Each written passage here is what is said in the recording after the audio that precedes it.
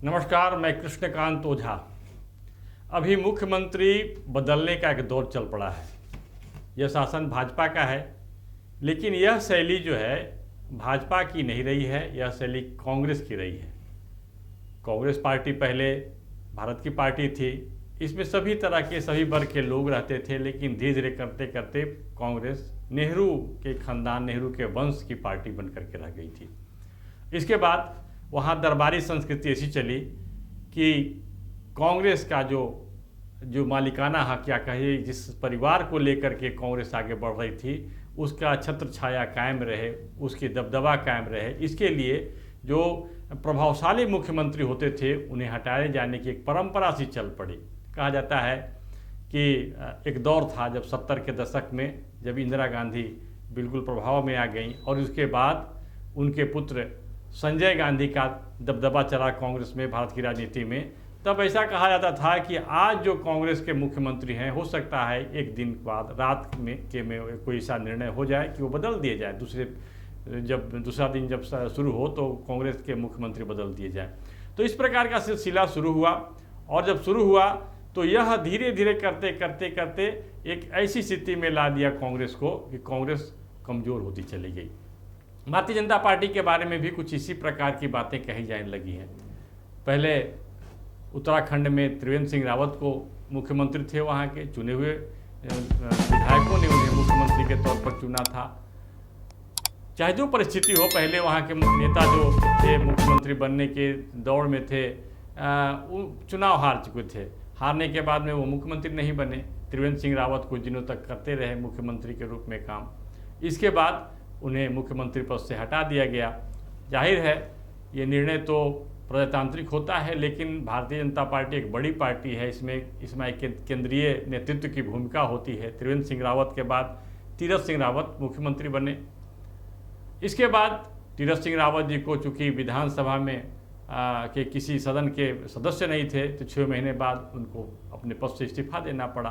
तीरथ सिंह रावत के बाद विधायक जो थे पुष्कर सिंह धामी, वह बने। अब इसी प्रकार की बात आप देखते हैं कि कर्नाटक में येदियुरप्पा जो थे एक प्रभावशाली मुख्यमंत्री के तौर पर कार्य कर रहे थे, बिना किसी के डर भय के, और काम करते रह रहे थे। लेकिन पार्टी नेतृत्व ने उन्हें भी कहा कि भाई आप मुख्यमंत्री पद से इस्तीफा दे दीजिए। उनकी जगह पर बासवराज जो बोम्मई हैं वो मुख्यमंत्री बने। अब देखिए, कल चौंकाने वाली बात आई, किसी को कुछ मालूम नहीं था कि गुजरात के मुख्यमंत्री बदले जाएंगे, लेकिन अचानक निर्णय आता है। गुजरात के मुख्यमंत्री जो वहाँ के जो हैं विजय रूपाणी जी, जाकर के राजभवन में अपना इस्तीफा सौंप देते हैं चुपचाप, और सौंपने के बाद कहते हैं कि इतना दिनों तक मुझे जनता की सेवा करने का मौका मिला, इसके लिए मैं प्रधानमंत्री नरेंद्र मोदी को धन्यवाद देता हूँ। और उनके सौंपने के बाद स्थिति स्पष्ट हो गई कि विजय रूपाणी अब मुख्यमंत्री नहीं बनेंगे। कौन मुख्यमंत्री बन सकते हैं? जो रेस में थे 4 या 5 नाम, इनके नामों के, चाहे वो मांडविया हों या रूपाला हों या और नितिन पटेल हों, इस तरह के नाम की चर्चा हो रही थी। लेकिन फिर चौंकाने वाली बात आई, एक बिल्कुल भूपेंद्र पटेल जो जिनकी चर्चा कहीं नहीं हो रही थी, इस बार शायद विधायक बने हैं, एक अच्छी पृष्ठभूमि के हैं, निर्विवाद हैं, एक सांगठनिक तौर से बताया जा रहा है कि एक अनुभवी आदमी हैं, उन्हें मुख्यमंत्री बना दिया गया। ठीक उसी प्रकार से जिस प्रकार से नरेंद्र मोदी के बारे में बहुत चर्चा नहीं थी, वो विधायक भी नहीं थे, मुख्यमंत्री बना दिया गया। तो एक यहाँ पर दिखाई पड़ता है कि क्या भारतीय जनता पार्टी भी कांग्रेस के तर्ज पर ही आगे बढ़ रही है? तो ये समीक्षा होनी चाहिए। तो कोई एक पक्ष भी कह रहा है कि नहीं, भारतीय जनता पार्टी एक संगठन है और इसमें इस प्रकार के जो वंशवादी निर्णय होते हैं, ऐसा कुछ नहीं होता है। फिर कुछ लोगों का कहना है, हो सकता है कि अतिशयोक्ति ही हो, कि भारतीय जनता पार्टी को अभी गुजरात के 2 ही लोग चला रहे हैं। स्पष्ट बात है, प्रधानमंत्री नरेंद्र मोदी और दूसरे हैं गृह मंत्री अमित शाह, जो उनके करीबी हैं और बहुत समय से इनकी जोड़ी काम कर रही है। जब गुजरात के दौर से इसको देख करके, फिर इसके बाद जब नरेंद्र मोदी प्रधानमंत्री बनते हैं तो अमित भाई शाह को पार्टी की जिम्मेदारी दी गई, राष्ट्रीय अध्यक्ष बनाया गया। बिल्कुल एक राज्य से आकर के केंद्र में दोनों स्थापित होते हैं, दोनों की जोड़ी अच्छा काम भी कर रहा है।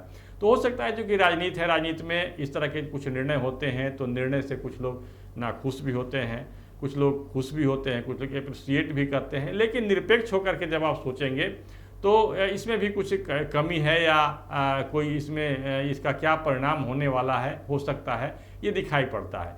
तो ये लोकतांत्रिक व्यवस्था है जिसमें कि अचानक मुख्यमंत्री को बदल देने वाली बात है।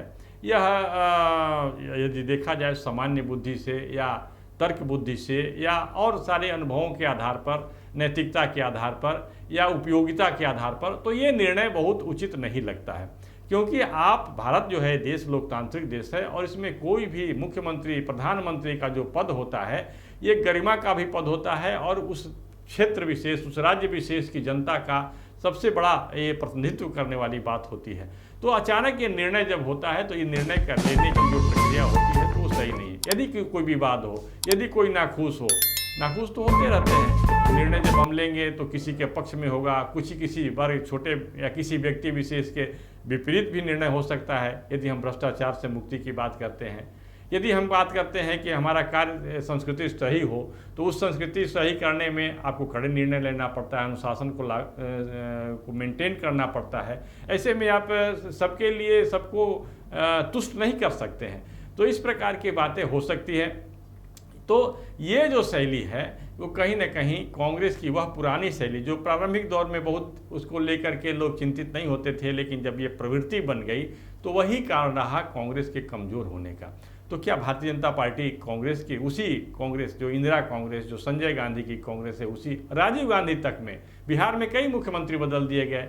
जब राजीव गांधी के समय चुनाव हुआ तो मुख्यमंत्री के तौर पर बिंदेश्वरी दुबे हुए, बिंदेश्वरी दुबे को हटा करके भागवत आजाद को लाया गया, भागवत आजाद को हटा करके सत्येंद्र नारायण सिंह को लाया गया, सत्येंद्र नारायण सिंह को हटा करके जगन्नाथ मिश्रा को लाया गया।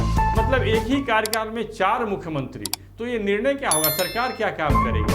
तो ये जो प्रवृत्ति होती है, जब फिसलते फिसलते जैसे बहुत नीचे तक गिर जाते हैं, तो ये प्रवृत्ति सही नहीं है।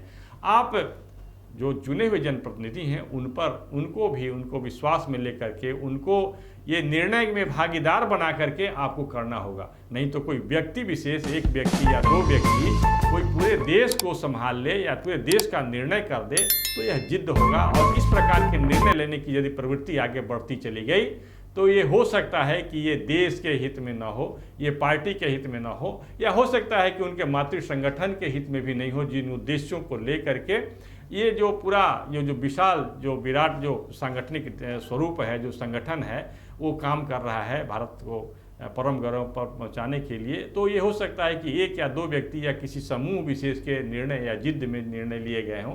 तो ये इस प्रकार की प्रवृत्ति को सही नहीं कर सकता और कहीं ना कहीं भारतीय जनता पार्टी कांग्रेस के उसी रास्ते पर जा रही है और ऐसा लोग मान रहे हैं।